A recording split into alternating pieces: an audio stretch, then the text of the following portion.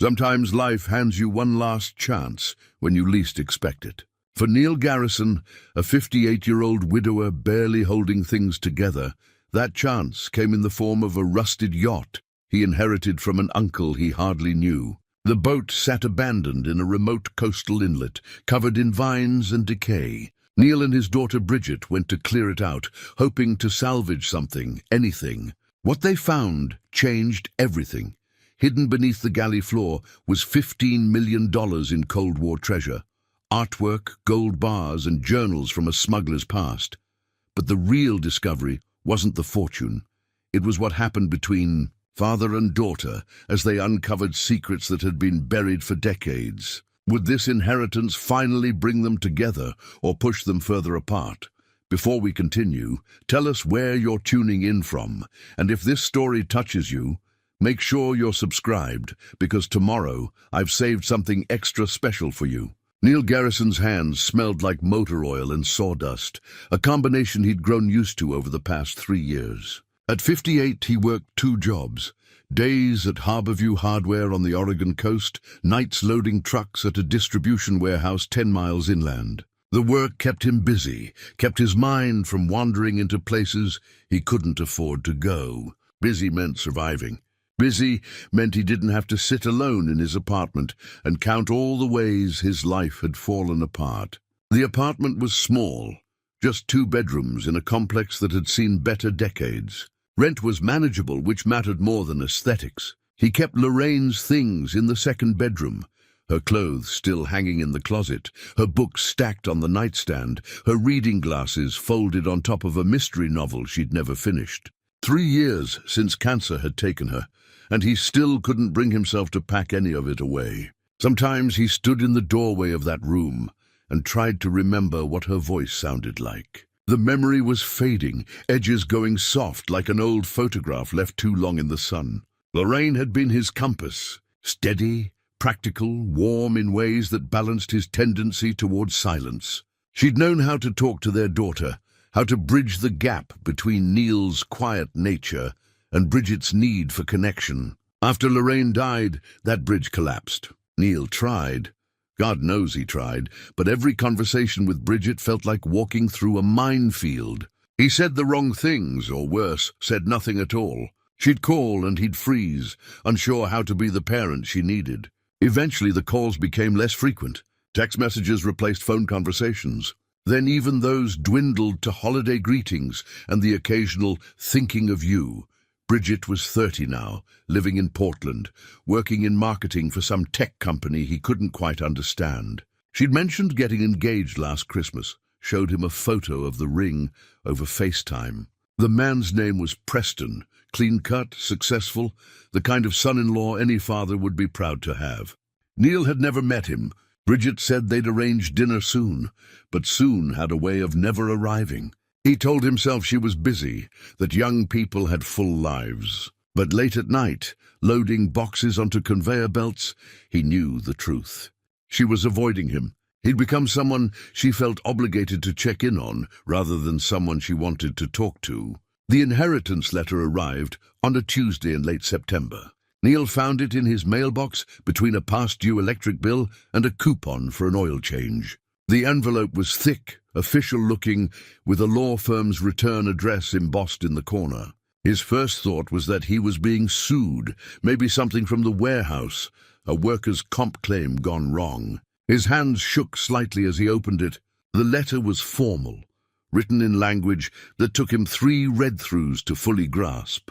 An attorney named Pruitt explained that Neil's uncle, Desmond Garrison, had passed away, though apparently this had happened decades ago. In 1979, the estate had been tied up in probate complications, but those had finally been resolved. As Desmond's only living blood relative, Neil was inheriting his uncle's primary asset, a yacht called Meridian's Call, currently docked, or more accurately run aground, at Crescent Inlet, approximately 60 miles down the coast.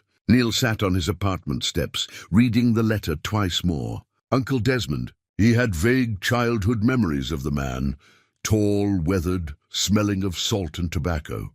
Desmond would visit maybe once a year when Neil was young, arriving with exotic gifts, carved figurines from the Philippines, silk scarves from Turkey, strange coins from countries Neil couldn't pronounce. His father, Robert, had always been tense during these visits. The brothers would drink coffee in strained silence while Neil played in the other room, pretending not to notice the way the air got thick with things unsaid. Then the visit stopped. Neil must have been 10 or 11. He'd asked his father about it once, and Robert had simply said, "Desmond made his choices." That was the end of it. Neil's father died when Neil was 25, never mentioning his brother again. Neil had assumed Desmond was long dead too, but apparently the man had owned a yacht. And now that yacht belonged to Neil. His first instinct was to ignore it. What did he know about boats? What would he do with a yacht, especially one that had been abandoned for over 40 years? The letter mentioned the vessel was in distressed condition and would require significant investment to restore or remove. Translation, it was a rotting hulk that would cost more to deal with than it was worth. Still, something about it nagged at him. That night at the warehouse, stacking boxes in the fluorescent glare, Neil kept thinking about Desmond, about the gifts, the stories of distant places, the way his uncle had seemed to carry the whole world in his smile. What had happened to make a man like that disappear? Why had he and Neil's father stopped speaking? And more pressingly, why was Neil standing in a warehouse at 2 in the morning, exhausted and alone, when somewhere down the coast there was a piece of family history waiting? He made the decision around 3 a.m., in that strange, clear-headed space that comes from extreme fatigue. He'd call Bridget, tell her about the yacht, maybe suggest they drive down together, take a look, see if there was anything worth salvaging. At worst, they'd spend a day together. At best, well, he didn't let himself hope for best-case scenarios anymore. The next morning, after 4 hours of restless sleep, Neil dialed Bridget's number. It rang 5 times before she answered, her voice cautious. "Dad, is everything okay?" "I'm fine," he said quickly, then realized how rarely he called that she'd immediately assume emergency. I got some strange news. About your great-uncle Desmond." There was a pause. "I don't think I know who that is." "My dad's brother. You wouldn't remember him. He died before you were born. Apparently he left me a yacht." Another pause, longer this time. "A yacht? It's complicated. It's been sitting somewhere for 40 years, probably falling apart. But I thought maybe we could drive down and take a look. This weekend, if you're free." He braced himself for the excuses. She was busy. Preston had plans. She'd let him know. Instead, she said, "Actually, that sounds good. I could use a break from everything here." Neil's heart did something unexpected. It lifted. Just slightly, but enough to notice. "Really?" "Yeah, text me the details. I'll drive down Saturday morning." After they hung up, Neil stood in his small kitchen, holding the phone like it might evaporate. For the first time in 3 years, he and his daughter had plans. Real plans, not obligations or forced holiday meals, but something they'd chosen together. He looked at Lorraine's wedding ring, which he wore on a chain around his neck. Gold band, simple, worn smooth from years of wear. He touched it gently. "I'm trying," he whispered to the empty room. "I'm really trying." Outside, morning light spread across the Oregon coast, and somewhere 60 miles south, a forgotten yacht waited in its bed of vines and rust, keeping secrets that would change everything. The drive to Crescent Inlet took just over an hour, most of it spent in careful silence. Neil kept both hands on the wheel of his truck, Bridget in the passenger seat, with her phone face down on her lap, a small gesture he noticed and appreciated. They'd agreed to take his vehicle since the attorney's directions warned of rough terrain near the inlet. For the first 20 miles, they stuck to safe topics. The weather, road construction, a deer they spotted near the highway. But gradually, as the coastal route wound through stands of Douglas fir and the ocean appeared in glimpses between hillsides, the conversation found steadier ground. "Mom used to love this drive," Bridget said, looking out the window. "Remember when we'd go to Cannon Beach every summer?" Neil's hands tightened on the wheel, then deliberately relaxed. "She'd make us stop at every scenic viewpoint. Took us 5 hours to go 90 miles. She wanted to see everything. Bridget's voice carried something fragile. Didn't want to miss anything. They let that sit between them.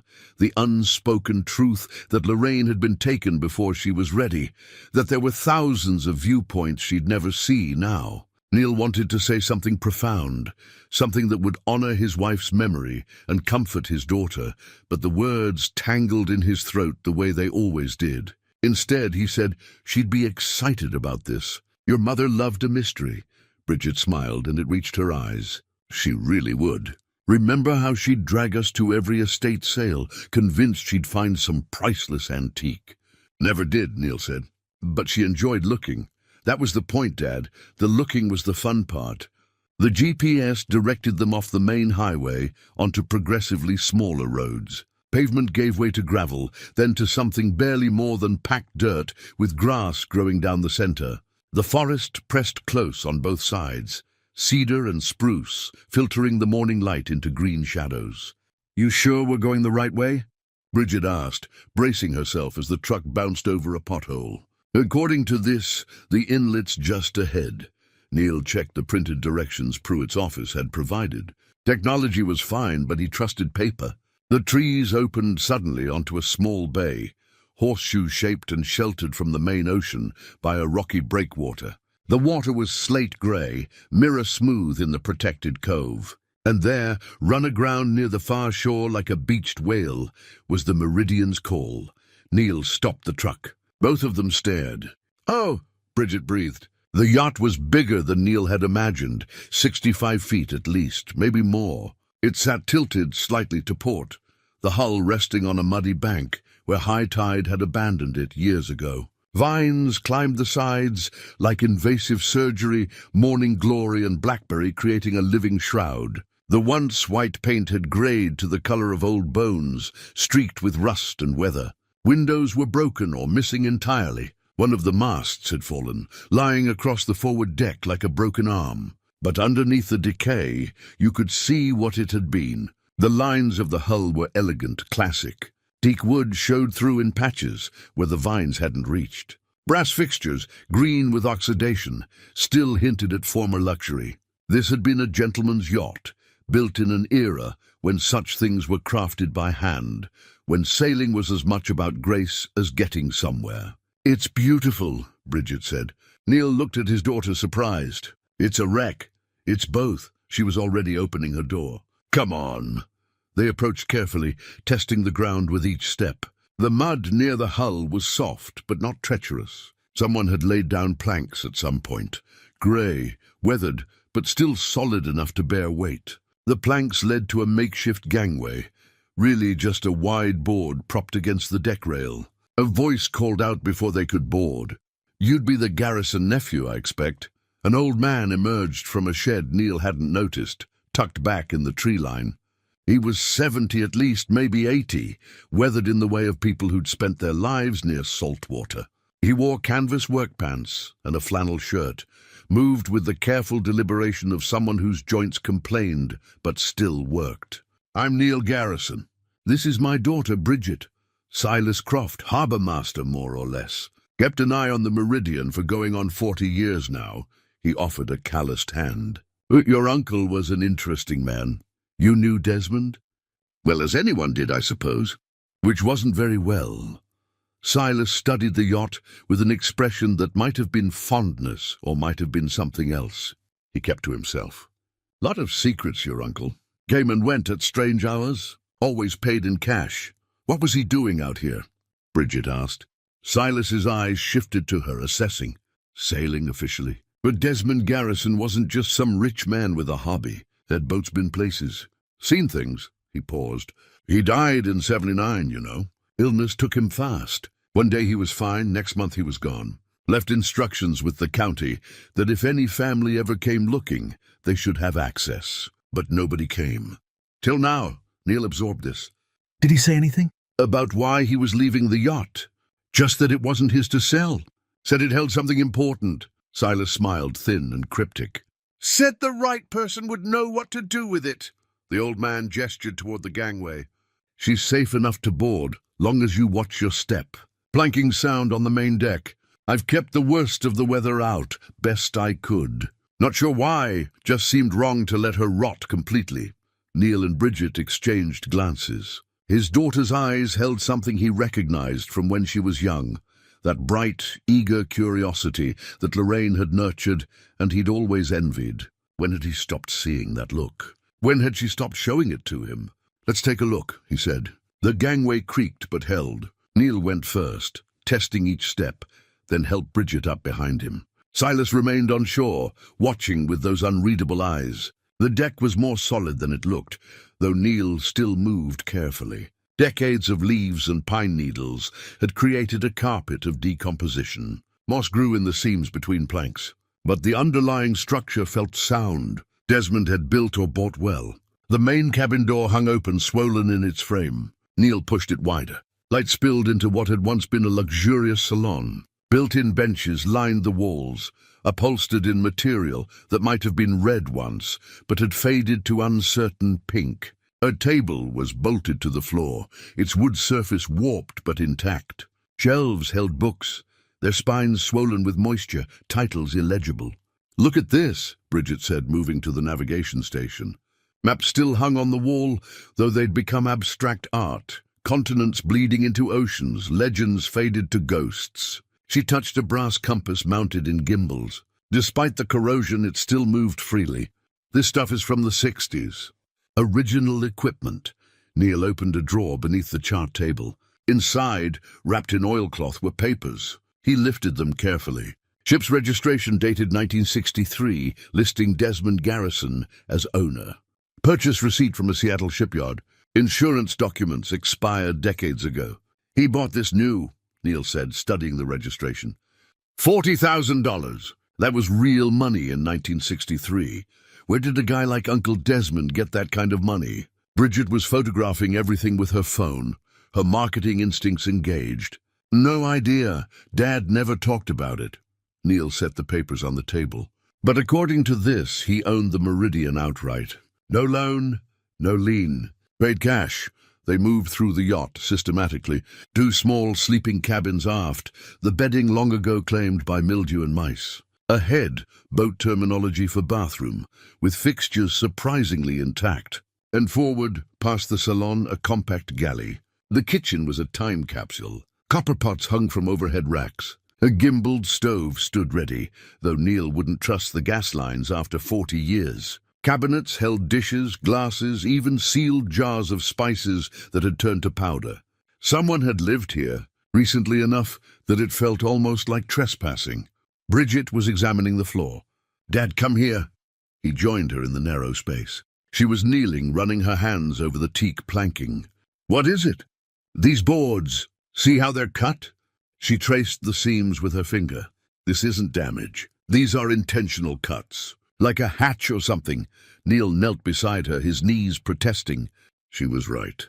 3 planks in a row, each about 4 feet long, had been cut and fitted back together so precisely you could barely see the joints. But once you noticed them, they were obvious. He pressed down. The wood gave slightly hollow sounding. "There's space underneath," he said. They looked at each other, and for the first time in 3 years, Neil saw his daughter not as the distant, successful woman she'd become, but as the girl who used to help him in his workshop, the one who'd been fascinated by how things fit together, how they could be taken apart and rebuilt. "Should we?" Bridget started. "Not today," Neil said, though it cost him. "We need proper tools. Crowbar, flashlight, something to pry with that won't damage the wood more than necessary. There's something down there." "Yeah," Neil agreed. "I think there is." They stood, both reluctant to leave, both knowing they had to.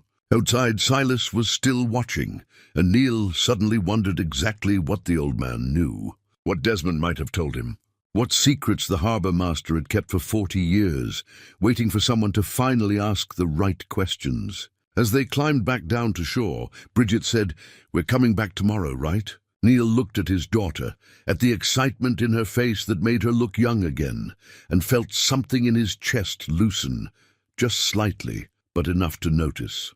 "First thing in the morning," he said. "Bring work gloves," she smiled, genuine and bright. "It's a date, Dad." They drove back as the sun climbed toward noon, and for the first time in a very long time, Neil Garrison felt something that might have been hope. Sunday morning arrived cold and grey, the kind of weather that made you grateful for coffee and wool socks. Neil was awake before his alarm, had already loaded his truck with tools by the time Bridget's car pulled into the parking lot at 6:30. She climbed out holding 2 thermoses and a paper bag that smelled like cinnamon rolls. "Figured we'd need fuel," she said, handing him a thermos. They made better time on the second drive, the route familiar now, the silence between them more comfortable.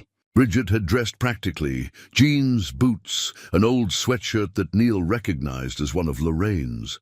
Seeing it made his throat tight, but in a good way. Like his daughter was carrying her mother with them. The inlet looked different in the morning light, less mysterious and more workmanlike. The Meridian's call sat exactly as they'd left it, patient and waiting. Silas emerged from his shed as they parked, coffee mug in hand. "Back already," he observed. "Not quite a question. Found something yesterday we want to investigate," Neil said, pulling his toolbox from the truck bed. Silas's expression didn't change, but something flickered in his eyes. "Did you now?" They crossed the muddy ground and boarded without ceremony this time. The yacht felt less foreign, still damaged, still neglected, but no longer unwelcoming. Neil led the way to the galley, while Bridget set up work lights she'd brought. Modern LED panels that turned the dim interior bright as day. In the light, the seams in the floor were even more obvious. Neil knelt and worked a thin pry bar into the gap. The wood resisted at first. 40 years of moisture had swollen the planks tight, but eventually yielded with a groan that sounded almost biological. The first board came up, then the second, the third. A compartment lay beneath, roughly 4 feet by 6 feet and nearly 2 feet deep. And it wasn't empty. "Oh my God," Bridget whispered. Wrapped packages filled the space, each about the size of a large book, covered in oilcloth and bound with twine that had survived surprisingly well. Wooden crates, small but heavy-looking, were stacked along one side. Metal boxes with clasps, everything arranged with methodical care, like someone had planned to come back for it. Neil lifted the first package.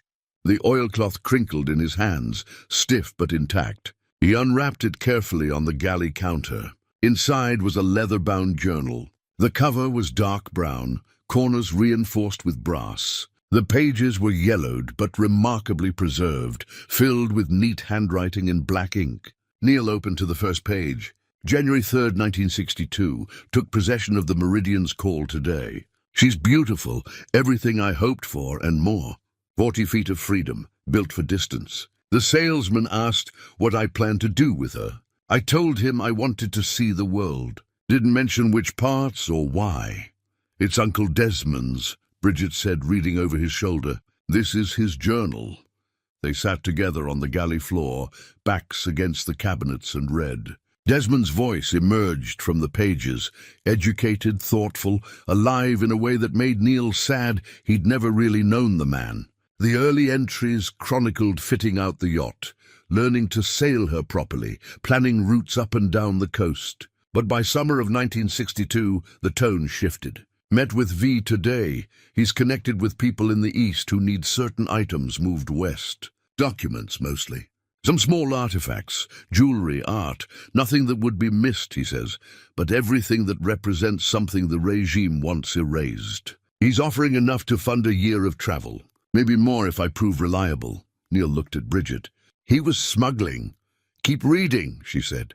The entries grew more detailed. Desmond described meeting ships off the coast of Alaska, midnight transfers in international waters. He wrote about clients, wealthy collectors, museum representatives, sometimes just individuals trying to save family heirlooms from confiscation. The Cold War was in full freeze, and Desmond Garrison had found his niche moving cultural artifacts from Soviet territories to the West. But it wasn't simple criminality. The more Neil read, the more complex the picture became. These pieces would be destroyed otherwise. The purges aren't just political, they're cultural. Art that doesn't serve the state is dangerous. "I'm not stealing, I'm preserving. At least that's what I tell myself when I can't sleep," Bridget pulled another package from the compartment. This one was heavier, more carefully wrapped. She opened it slowly, peeling back layers of cloth. A painting emerged. Small, maybe 12 by 16 inches, but clearly old. The style was abstract, angular shapes in muted colors. The canvas was cracked but stable. In the corner, a signature, a name in Cyrillic letters that Neil couldn't read. "Do you recognize this?" he asked Bridget. She was already on her phone, carefully photographing the signature. "No, but I know someone who might. Give me a minute." While she searched, Neil explored more of the compartment. The wooden crates contained more paintings, each wrapped with the same meticulous care. The metal boxes held smaller items, jewelry, small sculptures, what looked like religious icons. Everything was catalogued in Desmond's journal, with dates, descriptions, and estimated values from the 1960s. One crate, different from the others, was heavier than it should have been. Neil lifted it out, set it on the floor. The clasp was rusted but workable. Inside, wrapped in cloth, were bars of metal. Gold, unmistakably gold. There were 12 of them, each about the size of a chocolate bar, each stamped with marks Neil didn't recognize. Cyrillic letters, numbers, official-looking seals. "Bridget," he said quietly. She looked up from her phone, saw what he was holding, and went very still. "Is that—" "I think so." She came over, crouched beside him. Picked up one of the bars with both hands. "It's heavy, really heavy. Gold is dense. This is maybe a kilogram." Neil's mind was doing math he didn't want to do. At current prices, that's probably $60,000, $70,000 each. They looked at the other 11 bars. "Dad," Bridget said, "that's almost $1 million. Just in gold." "Soviet mint marks," Neil said, examining the stamps. "Payment, probably. For his smuggling services. Why didn't he ever use it?" Neil returned to the journal, skipped ahead to entries from the late 1960s, found his answer. June 12, 1967. "The gold sits in the hold like a judgment. V insists I earned it, but every time I look at those bars, I see the faces of the people I've helped. Or the ones I couldn't help.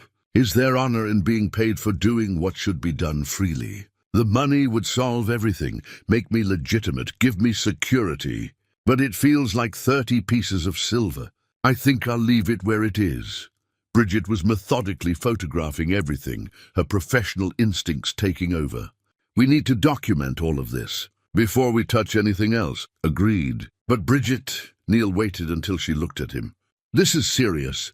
If these items were smuggled illegally, we could face charges just for possessing them. Or we could return them to their rightful owners. Make things right." She gestured at the journal. "That's what Uncle Desmond wanted, isn't it? He kept all this because he didn't know what else to do with it." Neil wanted to argue, to point out the legal dangers, the complexity. But looking at his daughter, focused, determined, engaged in a way he hadn't seen in years, he couldn't bring himself to extinguish that spark. "We need expert advice," he said finally. "Someone who knows international art law, repatriation protocols. I might know someone." Bridget pulled out her phone again. "A friend from college works in art authentication. She could point us in the right direction." They spent the next 2 hours carefully removing and cataloguing everything in the compartment. 16 paintings in total, various sculptures and religious items, the gold bars, and 3 more journals documenting Desmond's activities through 1972. By noon, they'd spread everything across the salon, creating a timeline of one man's complicated relationship with morality and money. The journals revealed a person of conscience trapped in morally grey territory, trying to do good through questionable means, carrying guilt that never quite resolved. Neil sat on the deck, eating the sandwich Bridget had packed, looking out at the grey water. His daughter joined him, settling easily at his side the way she used to when she was young. "What do you think he was trying to do?" she asked. "I think he was trying to save things. Culture, history, maybe souls." Neil touched Lorraine's ring through his shirt. "I think he got in over his head and didn't know how to get out. So he just kept going, kept saving things, and hoped it would balance somehow. Do you think it did?" "I don't know. He died alone, never made peace with his family. Left all this undone." Neil looked at her. Maybe that's the real tragedy. He had the means to make things right, but ran out of time. Bridget leaned against his shoulder, a gesture so casual and natural it made Neil's chest ache with gratitude. Then we finish it for him. Yeah, Neil said. I think we do. They returned to the yacht on Monday, both having called in sick to work. It was a strange kind of playing hooky, more purposeful than rebellious, but thrilling nonetheless. Neil couldn't remember the last time he'd missed work for something that wasn't exhaustion or obligation. The freedom felt foreign and a little dangerous. Bridget arrived with notebooks and a digital camera borrowed from a photographer friend. If we're doing this properly, we need proper documentation, she explained, setting up a makeshift studio in the salon using the work lights and a clean tarp as backdrop. They photographed each item systematically.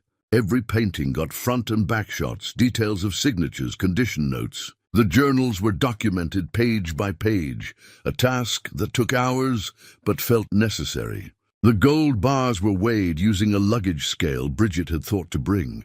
Each one was just over a kilogram, exactly as Neil had guessed. The total value of the gold alone is close to 800,000, Bridget said, making notes. That's not counting any of the art or artifacts. Neil was reading the second journal, dated 1965 through 1968. Desmond's writing had evolved, become more introspective. The entries weren't just logistics anymore, they were confessions. Listen to this, Neil said. March 1967.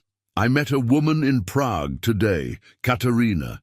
She's a curator at the National Museum, trying to protect pieces the government wants to erase. She has a son, maybe 5 or 6 years old. Beautiful child with his mother's dark eyes. She asked if I could help them leave. Not just save the art, save them. I told her I'd think about it, but I already know the answer. I can't save everyone. The boat isn't big enough. My courage isn't big enough. Bridget looked up from her work. Did he help her? Neil flipped ahead, scanning entries. Here, May 1968. Got word that Kay and her son made it to Vienna. I didn't bring them myself, couldn't risk it, but I connected her with people who could. She's safe. Her boy is safe. I'll never see her again, and that's the price. Some things you save by letting them go. That's heartbreaking, Bridget said softly. And noble. Neil closed the journal carefully. He gave up someone he cared about to make sure she survived.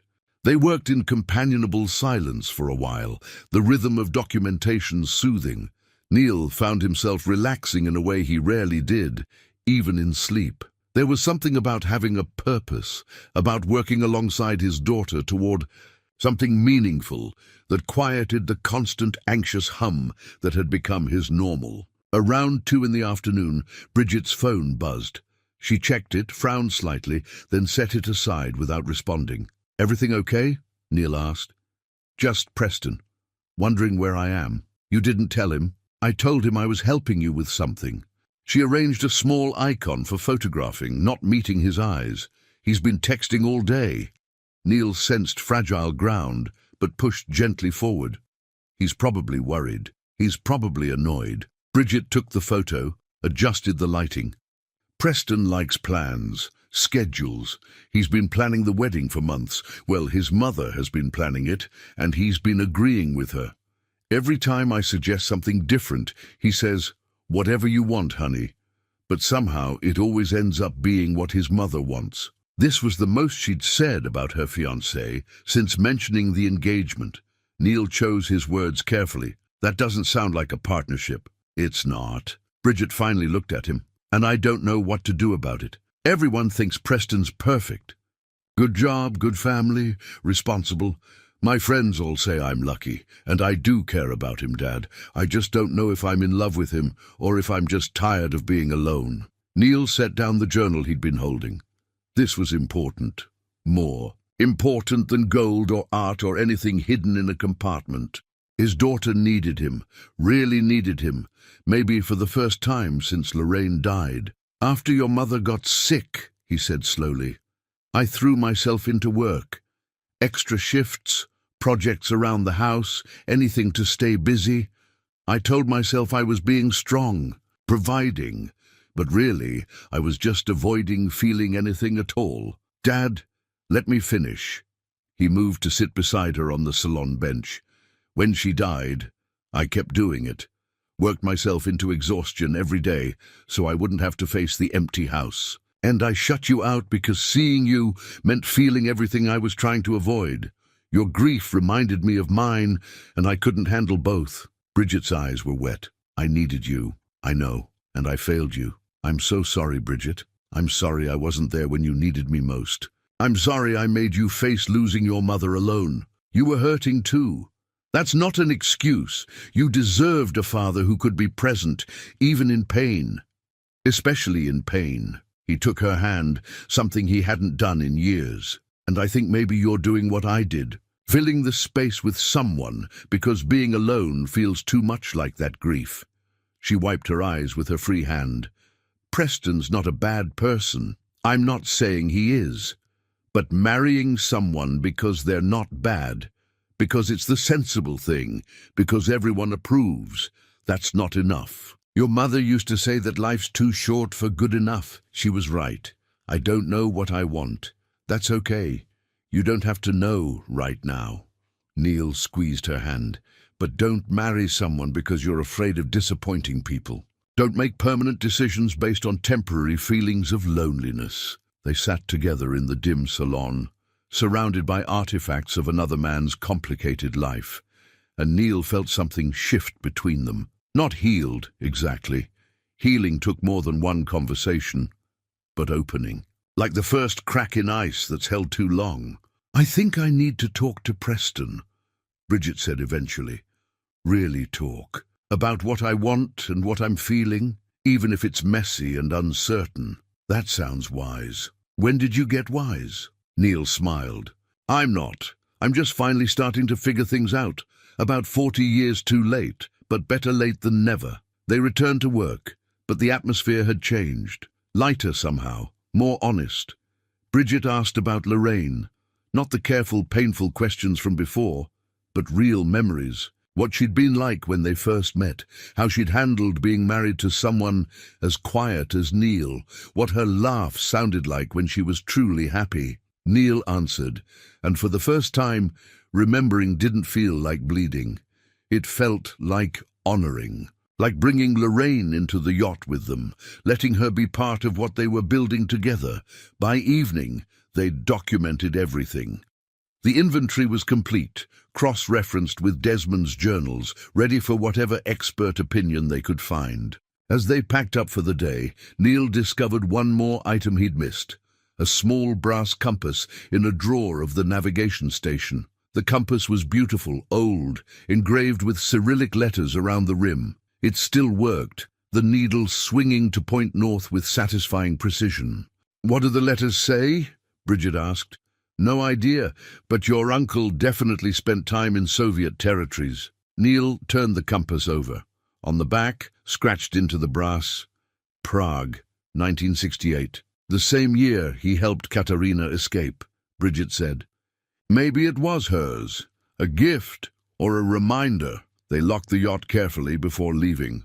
Silas watched from his shed, and Neil realized the old man had been present but quiet all day, observing but not interfering. "Learning anything interesting?" Silas called as they reached the truck. "Learning that my uncle was more complicated than I knew," Neil replied. Silas nodded slowly. "Desmond Garrison was a lot of things, not all of them legal. But he wasn't a bad man, just a man who made choices he couldn't unmake." On the drive back, Bridget was quiet, processing. Neil understood. They'd gone looking for answers and found more questions, but they'd also found each other again, and that felt like the start of something worth protecting. Tuesday morning brought rain, the kind of steady Oregon drizzle that could last for days. Neil sat in his apartment with coffee, and Desmond's journals spread across his small kitchen table. He'd called into the hardware store, asked for a few days off. His manager had been surprised. Neil never took time off, but agreed without argument. Bridget had texted that she was taking the week off too, using vacation days she'd been hoarding. They'd agreed to meet at the yacht again Wednesday, but today Neil wanted to read through everything without distraction, to understand his uncle's full story before they moved forward. The third journal covered 1969 through 1972, and the tone was darker.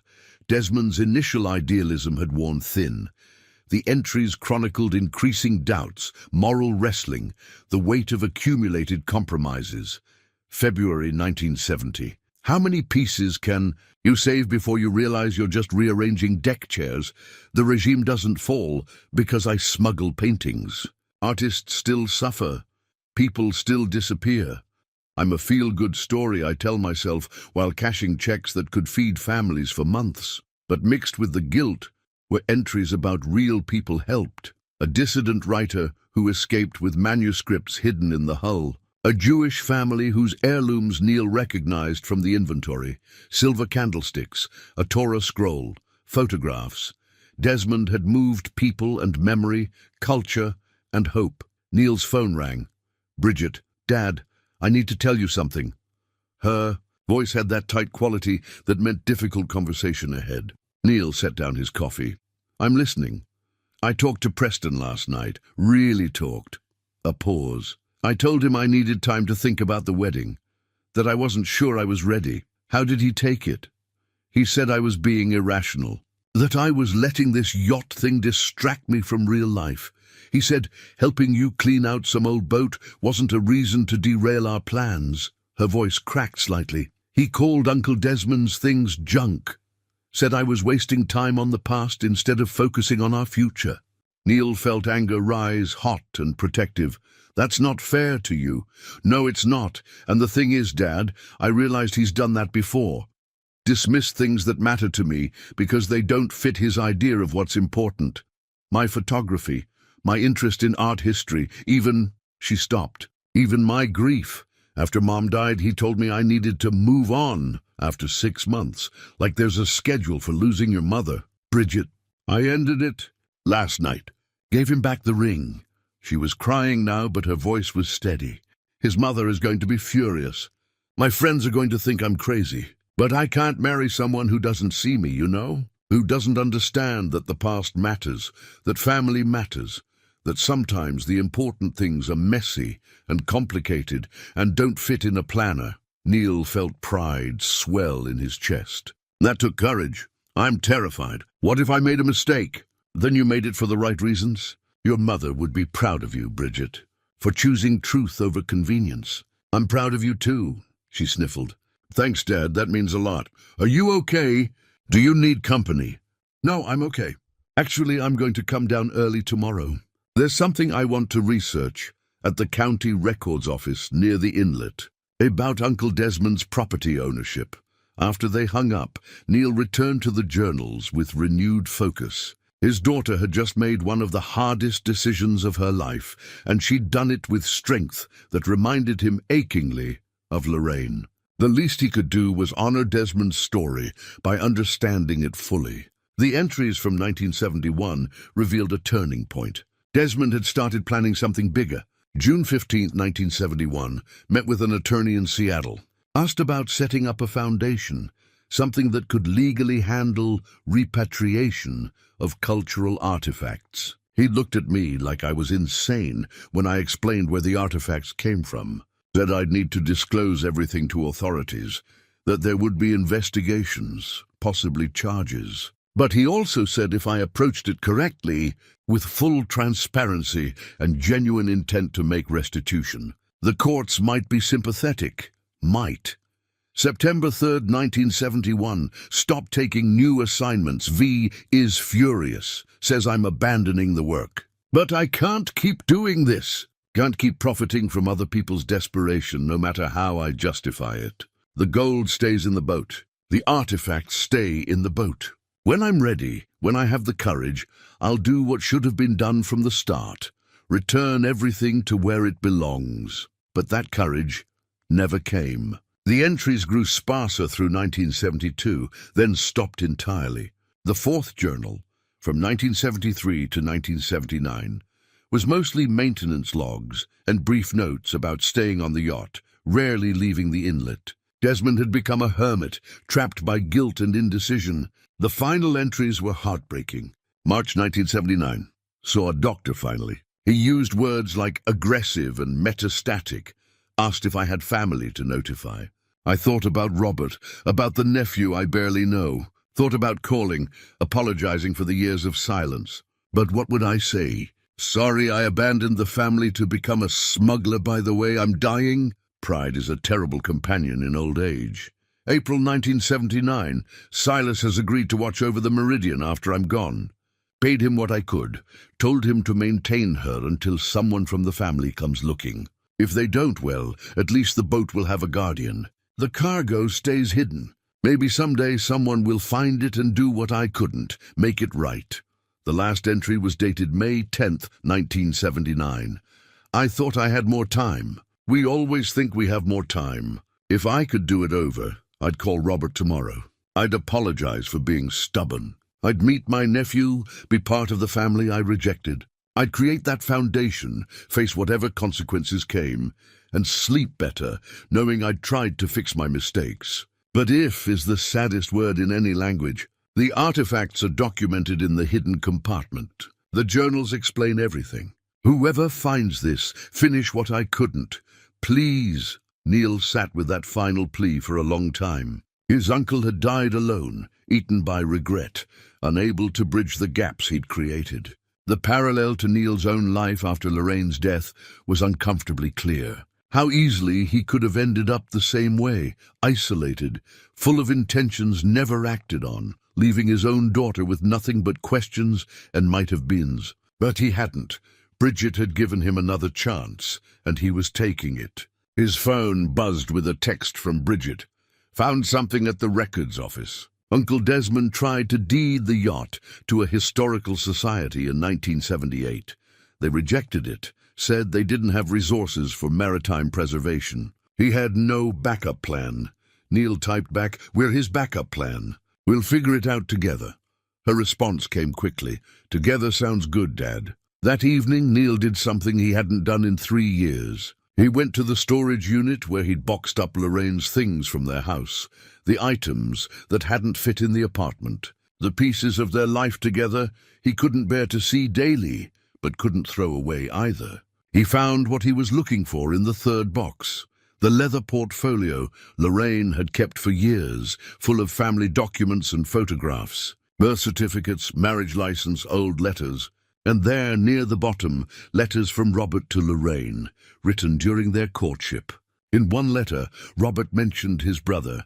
Desmond sent another postcard, this time from Istanbul. "Mother wants me to write back, to try to mend things, but I don't know what to say to someone who chooses adventure over responsibility. Maybe I'm jealous. Maybe I wish I had his courage to leave. But someone has to stay, to do the work, to build something lasting. I suppose we all make our choices." Neil understood both sides now. Robert's resentment of a brother who'd escaped. Desmond's loneliness in that escape. Two men who loved each other but couldn't find the words. Separated by pride and time, until separation became permanent. He wouldn't let that happen with Bridget. Whatever it took, whatever mistakes he'd made, they were building something different, something that honored both Lorraine and Desmond, a legacy of courage and honesty and showing up even when it was hard, especially when it was hard. Wednesday dawned clearer, the rain having scrubbed the sky clean. Neil and Bridget met at a small diner near Crescent Inlet for breakfast before heading to the yacht. She looked tired, but lighter somehow, like she'd set down a weight she'd been carrying too long. "How are you holding up?"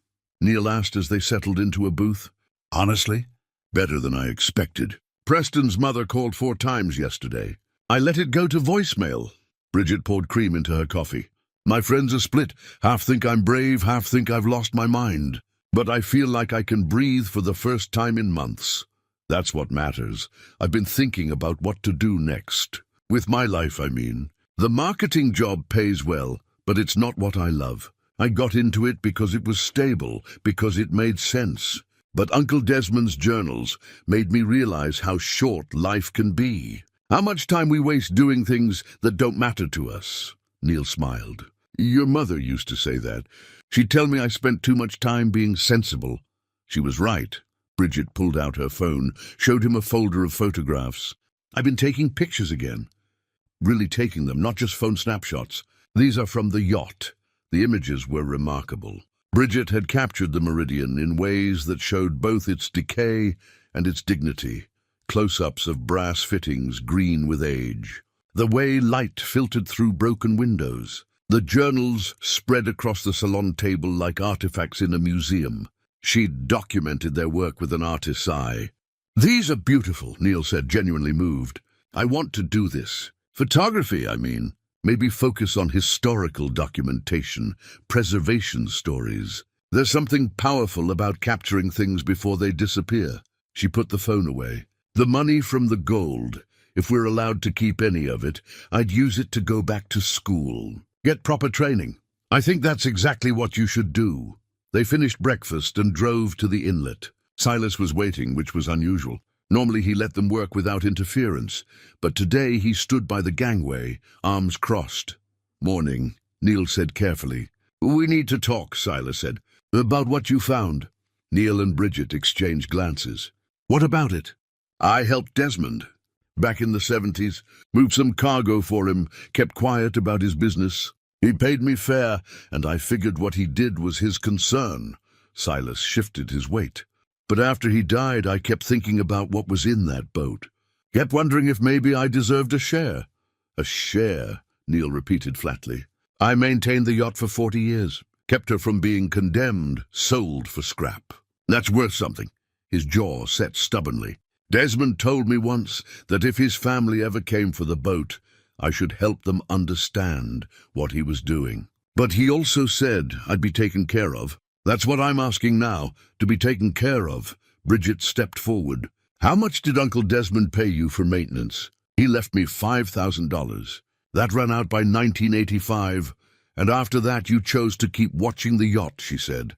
"That was your choice, not an obligation. I had an understanding with Desmond. Do you have that in writing?" Neil asked. "Any documentation of this agreement?" Silas's expression hardened. "Man's word used to mean something. I'm not doubting your word about helping him. But claiming a share of the cargo 40 years later, that's different." Neil kept his voice level. "We're planning to work with authorities to return these items properly. If you have a legitimate claim, it'll be addressed through that process.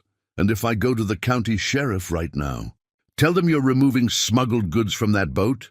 The threat hung in the air. Bridget's face flushed with anger, but Neil put a hand on her arm. "You could do that," Neil said quietly. "And we'd explain that we discovered these items, and we're in the process of seeking legal guidance on proper handling. We've documented everything, contacted experts. We're not hiding anything. You could also cost yourself any legitimate compensation," Bridget added, her voice tight. "Because right now, you're moving from reasonable request to blackmail." Silas looked at them both, something calculating in his eyes. "I'll give you folks a week to think about it. Come up with a fair number. Otherwise, I make some phone calls." He walked back to his shed, leaving Neil and Bridget standing by the yacht. "Can he really cause problems?" Bridget asked. "Maybe, probably." Neil rubbed his face. "But he's not wrong that he helped Desmond." "The question is whether that help entitles him to a share of illegal cargo." They boarded the yacht, but the morning's discovery had soured the mood. They worked in near silence, both processing this new complication. Neil found himself in the captain's quarters, a small cabin he hadn't thoroughly searched before. The space was intimate, a narrow bunk, a small desk, shelves for books. Desmond had lived here, spent his final years in this confined space. Neil opened the desk drawers systematically. Charts, navigation tools, a broken compass, and in the bottom drawer, wrapped in sailcloth, a bundle of letters. The envelopes were addressed, but never mailed. All to the same person, Robert Garrison. Neil's hands shook slightly as he opened the first one, dated 1965. "Dear Robert, I know it's been 3 years since we spoke. I know you think I abandoned the family, chose selfishness over responsibility. Maybe you're right. But I want you to know that I think of you often. Wonder how you're doing, whether you married that girl you were courting, whether you're happy. I'm not happy, but I'm not sure happiness was ever the point for me. I'm looking for something else. Purpose maybe, redemption, I don't know. Love, Desmond." There were 15 letters in total, one every few years, spanning from 1965 to 1978. Neil read them in chronological order, his throat growing tighter with each one. Desmond had never stopped loving his brother, never stopped hoping for reconciliation. But pride, stubbornness, shame, something had kept him from actually mailing these letters. The last one, from December 1978, was the hardest to read. "Dear Robert, I'm not well. The doctors say I have maybe 6 months. I should call you, should try to make peace before it's too late, but I don't know what to say. How do you apologize for a lifetime of absence? How do you bridge 20 years of silence with a phone call? I was wrong, Robert. Wrong to leave, wrong to stay away, wrong to let my pride matter more than my family. I wish I could undo it. I wish I could come home. But some bridges burn too thoroughly to rebuild. I hope you've had a good life. I hope your son, I understand you have a son now, grows up knowing he's loved. That matters more than any fortune or adventure. Family matters more than anything. I learned that too late. Your brother, Desmond." Neil sat on the narrow bunk, holding letters his father had never seen, and wept. For his uncle, dying alone with words unsaid. For his father, never knowing his brother had wanted to come home. For himself, and all the years he'd wasted avoiding his own daughter because grief made him feel weak. Bridget found him there. She read the letters without speaking, tears streaming down her face. "They loved each other," she said finally. "They did. And it didn't matter, because neither of them could say it. We're not doing that. We're not letting pride win." "No," Neil agreed. "We're not." They sat together in Desmond's cabin, surrounded by his lonely life, and made a silent promise to honor his regrets by not repeating them. That afternoon, they made a decision. They needed professional help, someone who understood international art law, cultural repatriation, the complex legal terrain they were navigating. Bridget's college friend came through with a contact, Dr. Vivian Constance, who worked in the State Department's Cultural Heritage Division. Dr. Constance agreed to drive up Friday morning. In the meantime, Neil and Bridget continued their methodical documentation, but the work felt different now. Silas's threat loomed. The unsent letters haunted them, and underneath everything, the question remained. What exactly had Desmond been doing for all those years? Thursday afternoon, Bridget was examining the captain's quarters more carefully, looking for anything they might have missed. She ran her hands along the wood paneling, checking for more hidden compartments. The walls were teak, beautifully maintained, the grain patterns flowing naturally, except in one spot. "Dad, look at this." Neil joined her. She was pointing at a section of paneling where the grain didn't quite match the surrounding wood. It was subtle. You'd only notice if you were looking carefully, but once you saw it, it was obvious. "Different wood," Neil said, running his fingers over it. "Installed later, maybe." They examined the edges. The panel was about 2 feet square, fitted so precisely into the surrounding wall that the seams were nearly invisible. Neil fetched a thin-bladed knife from his toolbox and carefully worked it into the gap. The panel popped free. Behind it was a shallow compartment, maybe 3 inches deep. Inside was a rolled document in a waterproof tube and a small leather pouch. Neil extracted both carefully. The tube contained a map, not nautical charts, but a world map marked with specific coordinates in red ink. 6 locations across 3 continents, each marked with a date and a coded notation that matched the system Desmond used in his journals. "These are cache sites," Bridget said, studying the map. "Other places he hid things." Neil felt his stomach drop. The yacht's cargo was just the beginning. Desmond's operation had been far more extensive than they'd imagined. The leather pouch contained something else, a list of names and addresses, some crossed out, some with notes beside them. Neil recognized one name immediately, Katarina Svoboda, with an address in Vienna dated 1972. "The woman from Prague," Bridget said. "She might still be alive. If she is, she's in her 80s. Neil studied the other names. Some had notes like deceased 1970 or relocated, no forwarding. Others had question marks. These must be the people Desmond helped, or tried to help. They spread everything on the captain's desk, the map, the list, the journals, their inventory, trying to see the full picture of what Desmond had created and what he'd left behind. If there are 6 more cache sites, Bridget said slowly, and each one contains even a fraction of what we found here. We're talking about millions of dollars. Maybe tens of millions. Neil sat down heavily. And potentially illegal artifacts in multiple countries. Or cultural treasures that need to be returned to their rightful owners. The legal complexity alone. Neil shook his head. We'd need lawyers, experts in international law, cooperation from multiple governments. This isn't something two people can handle. Bridget was quiet for a moment, then said, Uncle Desmond couldn't handle it either. That's why he died with it unfinished. Before Neil could respond, they heard footsteps on the deck. Heavy, purposeful. Silas appeared in the doorway of the captain's quarters, and his expression made Neil's chest tighten with warning. Thought I'd find you folks here, Silas said. His voice was different, harder, less friendly. Been thinking about our conversation yesterday. We told you we'd work through proper channels, Neil said, standing. Proper channels take time. I don't have time. Silas stepped into the small cabin, crowding the space. 40 years I've waited, watching this boat, wondering what Desmond left inside. Wondering if I was a fool for keeping quiet all these years. What do you want, Silas? Bridget asked. I want what I'm owed. $3 million. The value of those gold bars, roughly. You give me that, I disappear. I never saw anything, never helped with anything. Don't know anything about what's in this boat. Neil felt anger surge. That's extortion. That's business. You've got at least 10 times that much in artifacts here.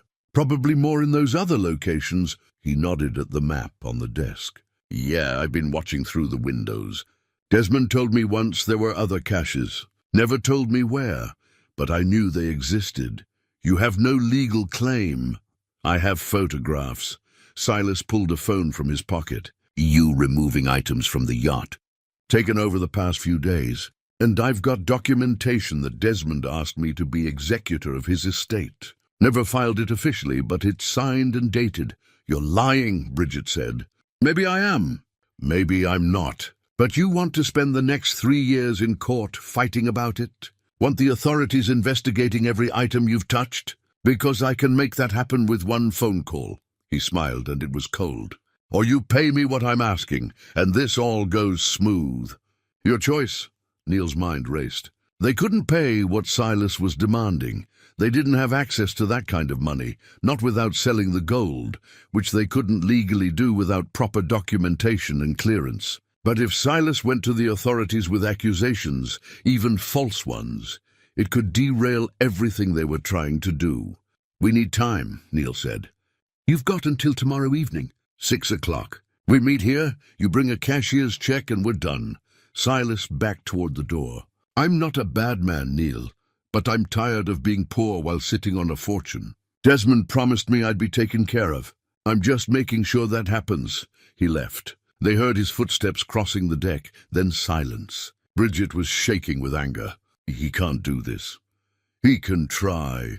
Neil looked at the map, the list of names, the journals documenting Desmond's complicated legacy. Everything they'd found, everything they were trying to do right, was about to be threatened by an old man's desperation and greed. But maybe there was another way. We need to call Dr. Constance, he said. Tell her everything, including Silas's threat. If we're going to do this properly, we need to start now. Full disclosure, full cooperation with authorities. It's the only way to protect ourselves and honor what Desmond wanted. What if Silas follows through? What if he makes those calls? Then we tell the truth. That we discovered something significant, documented it carefully, and were in the process of seeking proper guidance when someone tried to extort us. Neil touched Lorraine's ring through his shirt. Your mother used to say that you can't control what other people do, only how you respond. We respond with honesty. Bridget nodded slowly. Okay, we call it tonight. They locked the yacht carefully, both aware of Silas watching from his shed. The weight of what they'd discovered, the additional cache sites, the scope of Desmond's operation, the threat of exposure, pressed down like weather about to break. As they drove away, Neil looked at his daughter and saw the same determination he felt. They would finish what Desmond started. They would do it right, and they would do it together no matter what came next.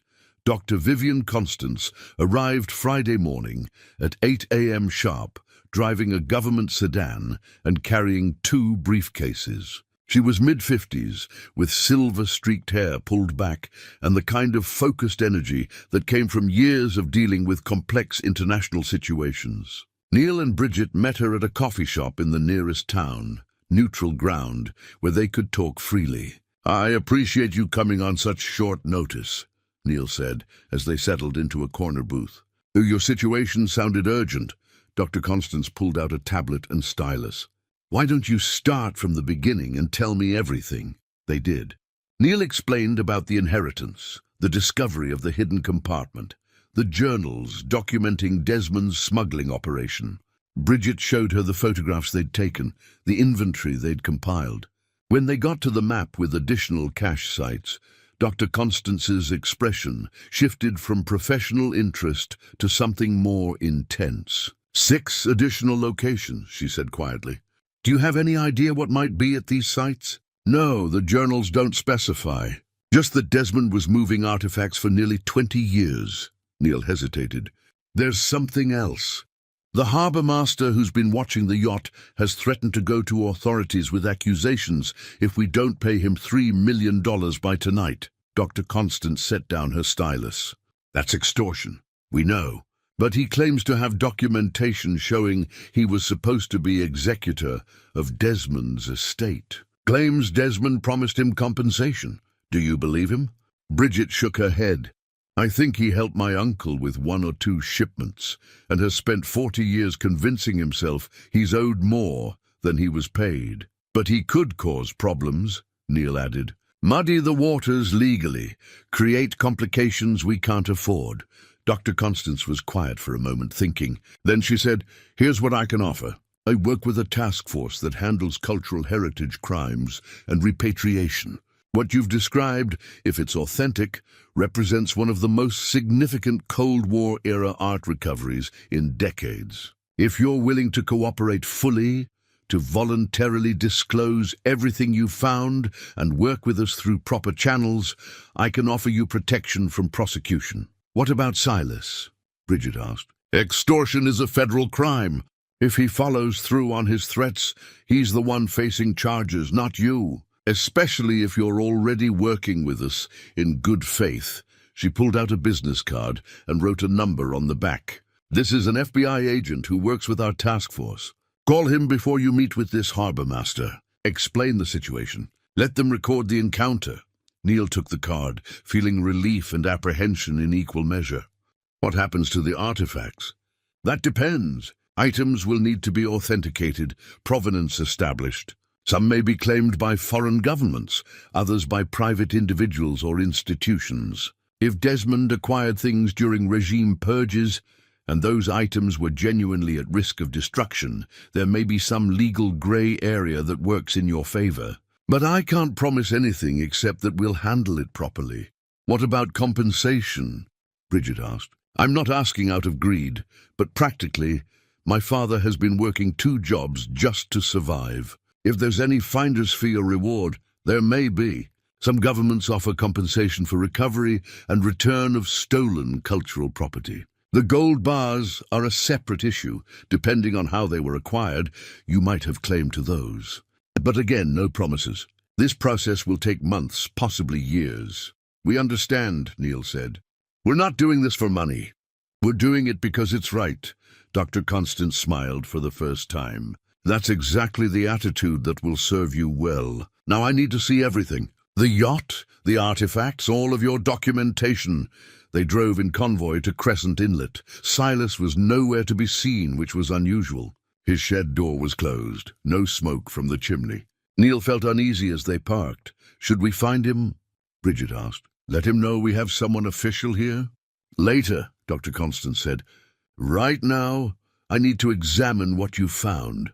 They spent the next 3 hours on the yacht. Dr. Constance worked methodically, photographing everything with professional equipment, taking detailed notes, cross-referencing items with databases on her laptop. She handled the journals reverently, reading sections aloud, making observations about Desmond's activities. Your uncle was moving primarily Russian and Eastern European pieces, she said. Art that was deemed degenerate or counter-revolutionary by various regimes. Some of these artists were imprisoned or killed. Their work was supposed to be destroyed. If Desmond saved even a fraction of it, he was preserving pieces of cultural history that would otherwise be lost forever. So what he did was good? Bridget asked. What he did was complicated. He broke laws, certainly. Engaged in smuggling, worked with criminals. But the moral calculus is difficult when the alternative was destruction of irreplaceable art. Dr. Constance closed one of the journals carefully. The courts will have to sort that out. My job is to ensure these items get where they belong. She examined the gold bars, took photographs of the mint marks, made notes about their probable origin. These are Soviet state gold. Payment for services rendered, most likely. The fact that your uncle never spent them suggests guilt, or at least moral conflict about accepting payment. He wrote about that in the journals, Neil said. Called it his 30 pieces of silver. Biblical reference. Judas's payment for betrayal, Dr. Constance nodded. Your uncle had a conscience. That's clear from everything I've seen. By noon, she'd completed her examination. I'll need to bring in a team. Probably by Monday. We'll need to remove everything carefully, transport it to a secure facility for proper authentication and cataloging. This location isn't appropriate for long-term storage. Too much environmental damage risk. What about Silas? Neil asked. Our deadline is 6 o'clock tonight. I'll call the FBI contact now. They'll want to set up surveillance, record any exchange. But Neil, Bridget, you need to understand that once we involve law enforcement, this becomes an official investigation. Everything changes. Are you ready for that? Neil looked at his daughter. She met his eyes and he saw certainty there, strength. The same strength Lorraine had always had when facing difficult decisions. We're ready, Bridget said. They walked Dr.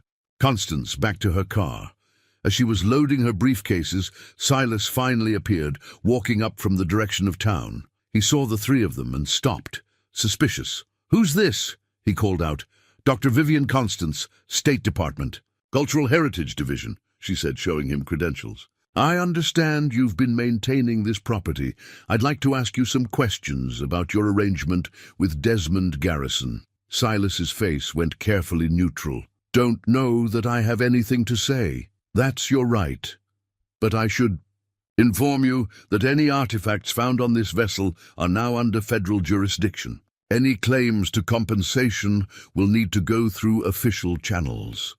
She smiled pleasantly. I assume you'll want to file those claims properly. Silas looked at Neil and Bridget, and his expression was pure betrayal. You called the government. We're doing things the right way, Neil said. The way Desmond would have wanted if he'd had the courage. You're making a mistake. I could have kept quiet. Could have let you folks handle this privately.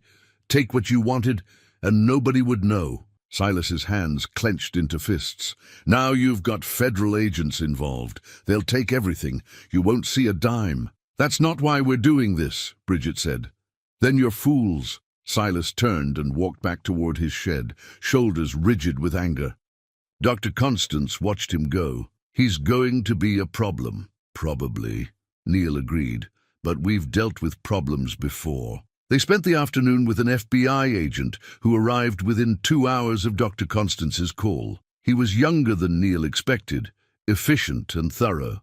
He had them write out detailed statements, recorded their account of Silas's extortion attempt, set up a plan for the evening meeting. We'll have agents positioned out of sight, he explained. Recording equipment. If he makes specific threats or demands, we'll have evidence. But you need to let him talk, don't agree to anything, and definitely don't hand over any money. We don't have any money to hand over, Neil said dryly. Good. That makes it simpler. As 6 o'clock approached, Neil felt his heart rate increase. This was it. The moment when everything would either resolve cleanly or explode into chaos. Bridget stood beside him, and he was grateful for her presence.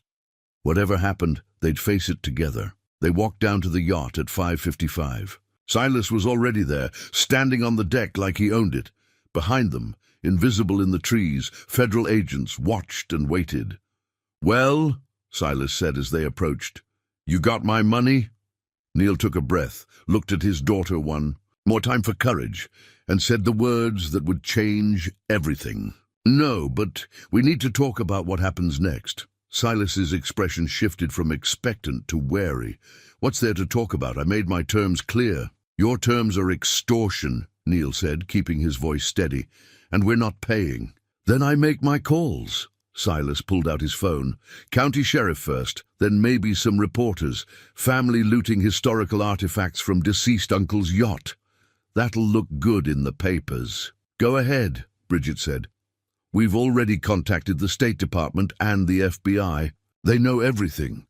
We're cooperating fully with authorities to ensure proper handling of the artifacts." Silas froze, the phone halfway to his ear. "You did what?" "We're doing what my uncle should have done years ago," Neil said, "working with proper channels to return these items to their rightful owners. If you have a legitimate claim for compensation, you can file it through official processes." "You had no right." Silas's face flushed red. "Desmond promised me. Promised I'd be taken care of if I kept quiet all these years." "Did he?" Neil asked. "Or did you convince yourself of that after he died? Because I've read every journal, every letter. Desmond mentions paying you for maintenance work, $5,000 in 1979. There's no mention of ongoing compensation, no promise of a share." "We had an understanding." "Show us documentation," Bridget challenged. "You said you have papers showing you were named executor. Let's see them." Silas's jaw worked. "They're at my house." "Convenient." Bridget crossed her arms. "The FBI will want to see those papers. They'll verify authenticity, check signatures, dates. If they're real, you'll get your claim heard properly. If they're fake, you'll face charges for fraud and extortion." "I helped him." Silas's voice rose, desperate now. "I moved cargo, kept watch, didn't ask questions when other boats came at night. I could have reported him a dozen times, could have turned him in, saved myself trouble.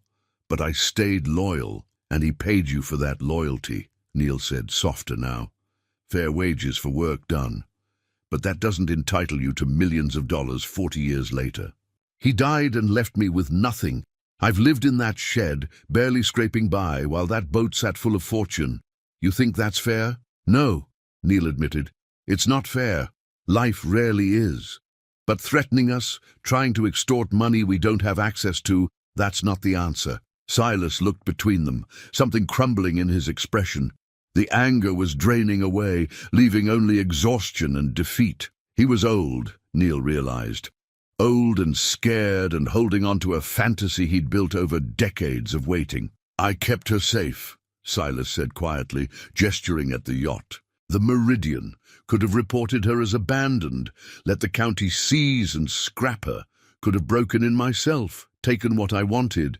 But I kept my word to Desmond, thought that meant something." "It does mean something," Bridget said, her voice gentler. "Uncle Desmond trusted you. That trust was worth something, even if he didn't pay what you think it was worth. Trust doesn't keep the lights on. Trust doesn't save a house from foreclosure." Silas shook his head. "You folks don't understand what it's like, spending your whole life doing the right thing, watching everyone else get ahead while you stay stuck." Neil understood better than Silas knew. The years of working 2 jobs, barely keeping his head above water, watching life narrow to survival. The difference was that Neil had never expected anyone else to fix it for him. "What did Desmond actually promise you?" Neil asked. "Not what you hoped, not what you imagined. What did he actually say?" Silas was quiet for a long moment. Then, reluctantly, he said if anyone from his family came looking, I should help them understand what he'd been doing. Said I'd be remembered for keeping faith, that it would matter. "And you have been," Neil said. "Dr. Constance asked about you. You'll be part of the official record, the man who maintained the Meridian for 40 years. That's a legacy. Legacy doesn't pay bills." "No, but the State Department has protocols for people who assist in cultural recovery. If you cooperate, if you share what you know about Desmond's operation, there may be compensation available. Small, probably. Thousands, not millions. but legitimate. And if I don't cooperate, then you face charges for extortion and possibly obstruction of a federal investigation. Neil, let that sink in. You have a choice, Silas. You can be part of finishing what Desmond started, helping return these artifacts properly, or you can be the person who tried to profit from their theft. Silas looked at the yacht, at the vessel he'd watched over for so long. His shoulders sagged. I'm not a bad person. I don't think you are, Neil said honestly. I think you're scared and tired, and you've been waiting too long for something that was never coming. But this is your chance to do right by Desmond's memory, to be part of something bigger than money. Your uncle would want you to help, Bridget added, not for profit, but because it's the right thing. The silence stretched. Somewhere in the trees, Neil knew agents were recording everything. This confrontation would become part of the official record, evidence in whatever legal proceedings followed. But in this moment, it was just three people standing on an old yacht, trying to figure out how to honor a complicated legacy. The papers I mentioned, Silas said finally. I don't actually have them. Made that up. Thought it would strengthen my position. He looked at his feet. I helped Desmond load cargo twice, 1973 and 1974. He paid me $200 each time. Good money then. That was the extent of our arrangement. Everything else, the promises, the understanding, I built that up in my own head over the years. Thank you for being honest, Neil said.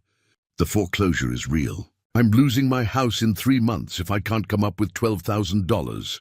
Silas met Neil's eyes. That's why I got desperate. Why I convinced myself I was owed something big enough to fix everything. Neil felt Bridget tense beside him. He knew what she was thinking because he was thinking it too. $12,000 wasn't nothing, but it was manageable. If they were allowed to keep any of the gold, if there were any finder's fees or rewards, they could help. But that wasn't a decision for right now. Work with the authorities, Neil said. Tell them everything you know. And when this is all settled, when we know what we're allowed to keep or what compensation we receive, we'll talk. No promises, but we won't forget that you kept the Meridian safe. Silas studied him, searching for deception or false hope. Whatever he saw made him nod slowly. All right. I'll cooperate, but not because I trust you folks particularly, because I'm too old and too tired to fight anymore. That's good enough, Bridget said. Agents emerged from the trees then, and the formal process began. Statements, recordings, documentation. Silas answered their questions tiredly, no longer defensive, just worn down by years of hope deferred and dreams unrealized. As the sun set over Crescent Inlet, Neil stood with his daughter and watched federal agents process the scene. The Meridian's call would be emptied soon, its secrets catalogued and distributed to museums and governments and rightful owners across the world. But the real treasure, the connection he'd rebuilt with Bridget, that was theirs to keep. The investigation moved swiftly once Silas agreed to cooperate. Over the weekend, a team of specialists arrived with proper equipment, climate-controlled transport containers, archival materials, documentation protocols that made Bridget's amateur efforts look like kindergarten art projects. Dr. Constance supervised everything with meticulous care. Each item was photographed from multiple angles, measured, weighed, chemically analyzed. The journals were digitized, page by page. Even the yacht itself was documented as a historical artifact, its modifications and hidden compartments examined by maritime historians. Neil and Bridget were asked to stay available, but not to interfere. They watched from shore as strangers carefully removed pieces of Desmond's life and loaded them into government vehicles. It felt wrong somehow, like watching someone else sort through a loved one's belongings. But it was necessary. On Sunday afternoon, Dr. Constance invited them to a makeshift command center she'd established in a rented conference room at a nearby hotel. Spread across multiple tables were preliminary findings, authentication reports, provenance research. I wanted you to see what you've helped recover, she said, gesturing at the displays.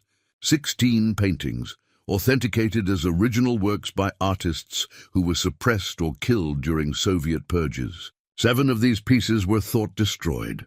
Their recovery alone is historically significant. She moved to another table. Religious artifacts, icons, ceremonial items that were confiscated during anti-religious campaigns. Several Jewish families have already been contacted based on your uncle's records. They're descendants of the original owners. Imagine what it means to them to recover these items after 3 generations. Bridget's eyes were wet. Uncle Desmond saved these things. He did, through morally questionable means, but yes, he saved them. Dr. Constance opened one of the journals to a marked page. This entry from 1968 talks about a Torah scroll he helped smuggle out of Leningrad. We found that scroll. It's being returned to the synagogue it was taken from. They're planning a ceremony. Neil felt something loosen in his chest. Desmond's guilt, his isolation, his inability to complete what he'd started. It didn't have to be the end of the story. They were writing a different ending. What about the other cache sites? Bridget asked, looking at the map. We're working with international partners to investigate. 3 of the locations are in Europe, accessible. 2 are in former Soviet territories, more complicated politically, but not impossible. 1 is in South America. We'll recover what we can. Dr. Constance paused. Some items may be gone, lost to time or theft. But your uncle's documentation gives us the best chance we've had in decades to recover significant cultural artifacts. And legally? Neil asked. What happens to us? You're clear. You discovered stolen property, immediately contacted authorities, and cooperated fully. There's no criminal liability.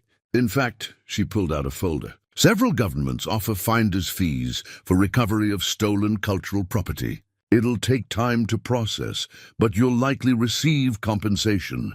Not millions, but significant. And the gold bars? Complex question. They're payment for illegal activity, which normally would mean forfeiture. But given that your uncle never spent them, never profited, and you're voluntarily turning them over, there's precedent for partial return to the finder.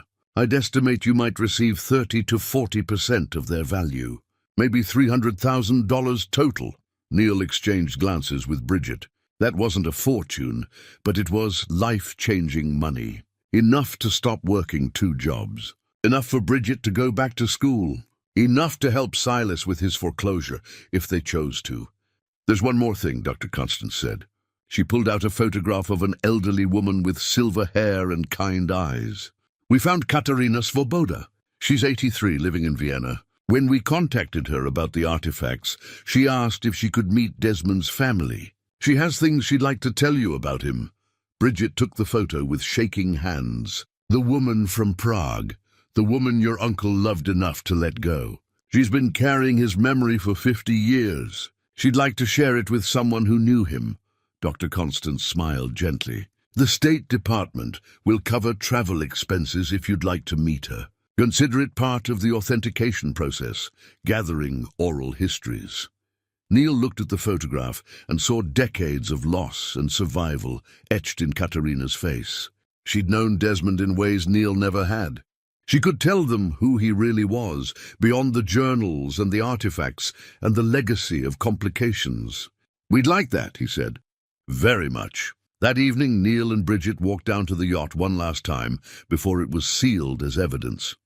The specialists had finished their work for the day. In the fading light, the Meridian looked naked, stripped of its secrets, just old wood and brass and faded dreams. They stood on the deck where they'd worked together, where they'd rediscovered each other while uncovering Desmond's past. Mom would have loved this, Bridget said quietly. The mystery, the history, all of it. She would have loved watching you, Neil said. Seeing you be brave. Seeing you choose what's right over what's easy. I learned that from both of you. She leaned against the rail. Dad, I've been thinking. When we get the money, if we get it, I want to use part of it to help Silas. Not $3 million, but enough to save his house. He kept this place safe for 40 years. That should mean something. I was thinking the same thing, and I want to create a scholarship. In Mom's name. For art students who want to study cultural preservation. Something good that comes from all this. Neil's throat tightened. Your mother would love that. They watched the sun set over the inlet, painting the water gold and crimson. Somewhere behind them, Silas was in his shed, probably wondering how his life had led him here. Somewhere in Vienna, an old woman was looking at a photograph of the man she'd loved and lost. Somewhere in museums and synagogues and private collections, artifacts were being prepared to return home. And here, on a rusted yacht that had kept its secrets for 40 years, a father and daughter stood together, having found something more valuable than gold or art or any treasure hidden beneath floorboards. They'd found each other again. They'd found purpose. They'd found a way to honor the past while building something new. "Thank you," Neil said. "For what?" "For giving me another chance. For not giving up on me when I gave up on myself." Bridget took his hand. "That's what family does. We keep showing up, even when it's hard. Especially when it's hard." As darkness fell over Crescent Inlet, they walked back to shore together, leaving the Meridian's call to its memories, carrying their own forward into whatever came next. 6 months later, Neil stood in a small gallery in Prague, surrounded by people speaking languages he didn't understand, looking at a painting that had been hidden in his uncle's yacht for 40 years. The restored piece glowed under museum lighting, bold colors and angular shapes that spoke of rebellion and hope in an era of suppression. Beside him, Bridget photographed everything with her new camera, the expensive kind that serious photographers used. She'd enrolled in a graduate program for documentary photography, focusing on cultural preservation stories. Her thesis project was already taking shape, the journey of Desmond's artifacts from hiding to homecoming. The ceremony was smaller than Neil had expected. The Czech Minister of Culture gave brief remarks about the importance of recovering lost heritage. Dr. Constance spoke about international cooperation. And then they invited Neil to say a few words. He approached the microphone nervously, acutely aware that he was speaking for a man he'd barely known, representing a legacy he was still trying to understand. "My Uncle Desmond was complicated," he began, his voice steady despite his nerves. He broke laws. He smuggled artifacts across borders. He lived in moral gray areas that most of us avoid. But he also saved pieces of culture that were meant to be destroyed. He helped people escape persecution, and in the end, he couldn't live with the guilt of profiting from desperation. So he left everything hidden, hoping someone would finish what he couldn't. He paused, looking at the painting. "I think Desmond believed that some things matter more than laws or profits or personal safety. Art matters. Memory matters. The human impulse to create and preserve beauty, even in darkness, especially in darkness, that matters most of all. We're honored to help return these pieces to where they belong. My uncle would be grateful, and I hope, wherever he is, he's found peace." The applause was warm. Afterward, people approached to shake his hand, to share stories about the artists whose work had been recovered, to express gratitude that felt both too much and exactly right. But the moment Neil had been waiting for came when an elderly woman with silver hair approached, leaning on a carved wooden cane. Her son, middle-aged now with his mother's dark eyes, supported her elbow. "Mr. Garrison?" Her English was accented but clear. "I am Katerina Svoboda." Neil had imagined this meeting for months, but nothing prepared him for the emotion of actually standing before someone his uncle had loved. "Mrs. Svoboda, thank you for coming. Thank you for finding what Desmond saved." She touched his arm gently. "May we speak?" "Privately?" They found a quiet corner, while Bridget stayed with Katerina's son, trading stories about their respective parents. Katerina lowered herself carefully into a chair, and Neil sat across from her. "Desmond was a good man," she said simply. "Complicated, yes. Troubled, yes. But good in the ways that matter. He helped my son and me escape in 1968 during the Prague Spring. My husband was in prison. Desmond got us to Austria, gave us money to start over. He asked for nothing. The journals mention you," Neil said. "He cared about you very much, and I him.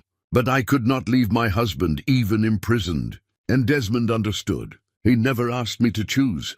Her eyes were distant with memory. "After my husband was released, after we rebuilt our lives, I tried to find Desmond, to thank him properly. But he had disappeared. I learned only recently that he died in 1979. I carried gratitude for 50 years with no one to give it to. He carried love for you the same way, Neil said gently. I found letters he wrote but never sent. You were in his thoughts until the end. Katerina wiped her eyes. That brings me comfort. Thank you for telling me. She reached into her purse and pulled out a small package wrapped in cloth. I have something for you. Desmond gave this to me the last time I saw him. He said, if I don't make it back, keep this for me. Remember that some things are worth the risk. Neil unwrapped the cloth carefully. Inside was a compass, brass, elegant, engraved with coordinates. Not the Cyrillic compass they'd found on the yacht, but a Western one, clearly expensive, clearly meaningful. The coordinates, Katerina said, pointing to the engraving, they're for Crescent Inlet, where his yacht was. I never knew what they meant until I heard about your discovery. He was already planning to go home, planning to finish what he'd started. He just ran out of time. Neil turned the compass in his hands, feeling the weight of his uncle's intentions. Desmond had wanted to come home, wanted to make things right. The man who died alone had been trying to find his way back to family. Thank you, Neil said, his voice thick. This means everything. They talked for another hour, Katerina sharing stories about Desmond's kindness, his humor, his moments of doubt and courage. She painted a picture of a man more complete than any journal could capture. A man who made mistakes but never stopped trying to be better. When they finally parted, Katerina embraced him. Finish his work, she whispered. He would be so proud that his family did what he could not. That evening, Neil and Bridget walked along the Vltava River, watching lights reflect on the water. They'd spent the day immersed in history, but now it was just the two of them, father and daughter, processing everything. I start my program next month, Bridget said. I'm nervous. You'll be brilliant. What about you? What's next? Neil smiled. I've been offered a position teaching woodworking at the community college. Full-time, benefits, actual reasonable hours. I accepted yesterday. Dad, that's wonderful. And I've been talking to Silas. He's interested in helping restore the Meridian. The Maritime Museum in Seattle wants to display her, tell Desmond's story properly. Silas knows her better than anyone. He deserves to be part of bringing her back. They walked in comfortable silence, the kind that came from really knowing someone, from having weathered storms together and come out stronger. Mom would be proud of us, Bridget said finally. She would.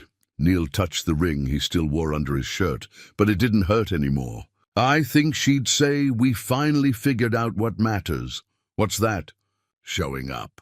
Being honest. Finishing what needs finishing, even when it's hard. He put his arm around his daughter's shoulders, and never letting pride or fear matter more than the people we love. Bridget leaned into him. That's a pretty good legacy. It's the only one worth leaving.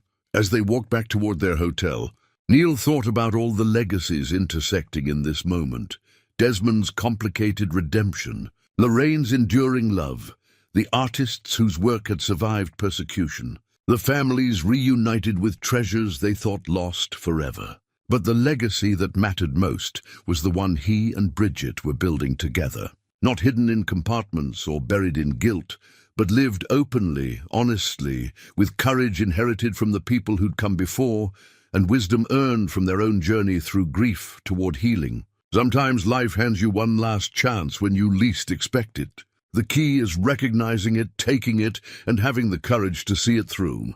Neil Garrison had found his last chance in a rusted yacht, and a daughter who hadn't given up on him. And together they'd discovered that the greatest treasure isn't what you inherit, but what you choose to do with it.